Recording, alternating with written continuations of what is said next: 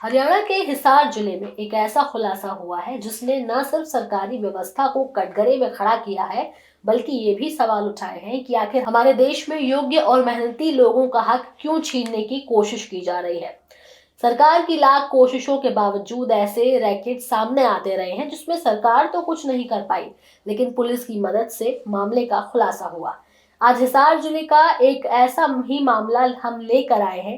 दरअसल हुआ कुछ यूं कि एचटीईटी एग्जाम से ठीक पहले हिसार पुलिस की क्राइम इन्वेस्टिगेशन एजेंसी ने एक बड़े फर्जीवाड़े का पर्दाफाश किया। इस रैकेट के जरिए कुछ लोग फर्जी दस्तावेजों के आधार पर दूसरों से परीक्षा दिलवाने की साजिश रच रहे थे।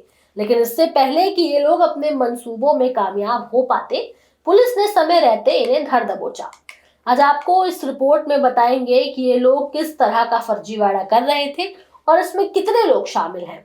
नमस्कार, आप देख रहे हैं न्यूज टाइम। मैं आपके साथ तनु चतुर्वेदी। चलिए इस खबर को विस्तार से समझते हैं।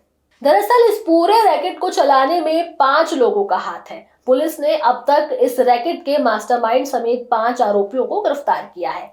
इस रैकेट में रामफल, जो खुद पूर्व पीटीआई शिक्षक है और इस पूरे रैकेट का सरगना भी, कहा जा रहा है कि ये सारा खेल इसी ने रचा था। इसके साथ सिकंदर और गोपाल भी शामिल हैं, जो खुद परीक्षा में शामिल होने वाले थे या दूसरों को भेज रहे थे। बताया जा रहा है कि रामफल के साथ 2 और लोग थे जो उसकी इस प्लानिंग का हिस्सा थे। सभी आरोपियों को अदालत ने 5 दिन की पुलिस रिमांड पर भेजा है। इस दौरान पुलिस उनसे पूछताछ कर रही है ताकि इस गिरोह के अन्य सदस्यों तक पहुंचा जा सके। चलिए अब बताते हैं कि इस मामले का खुलासा कैसे हुआ।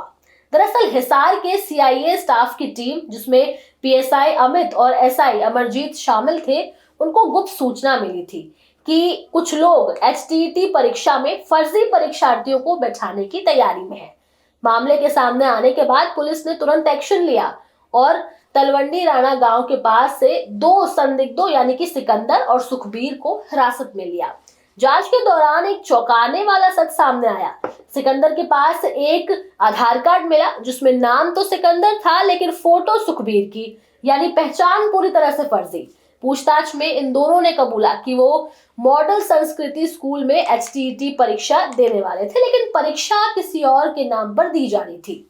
पूरी योजना बहुत सोच समझकर बनाई गई। आरोपी रामफल, जो पहले खुद स्कूल में पीटीआई रह चुका है और अब नौकरी से निकाला जा चुका है, ऐसे लोगों को खोजता है जो एचटीईटी जैसी परीक्षाएं पास नहीं कर सकते लेकिन शिक्षक बनना चाहते हैं।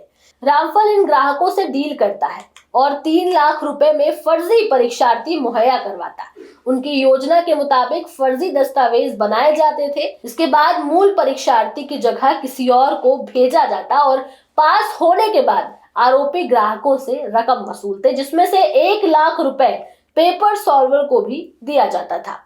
इस बार भी ऐसा ही नजारा देखने को मिलता अगर आरोपियों के काले कारनामों का खुलासा न किया होता। इस विषय पर कालीराम ने बताया कि वो अपनी पत्नी कृष्णा की जगह किसी और महिला को परीक्षा में भेजने वाला था।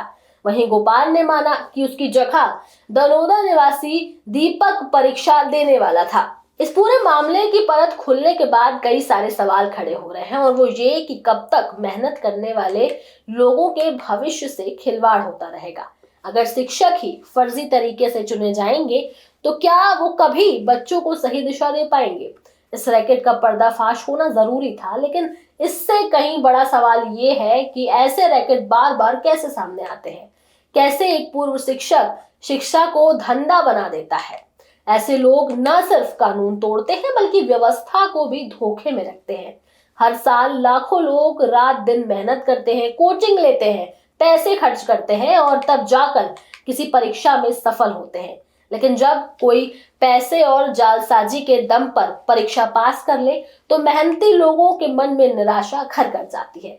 इसलिए ऐसे लोगों का खुलासा होना जरूरी था। हिसार पुलिस और सीआईए स्टाफ की कार्रवाई ने एक बड़े घोटाले को समय रहते रोक तो दिया, लेकिन यदि न रोका होता तो ये गिरोह परीक्षा में शामिल हो जाता, तो ये नकल का नेटवर्क और मजबूत हो सकता था। फिलहाल पुलिस अब इस मामले की गहराई से जांच कर रही है और अन्य वांछित आरोपियों की तलाश जारी है।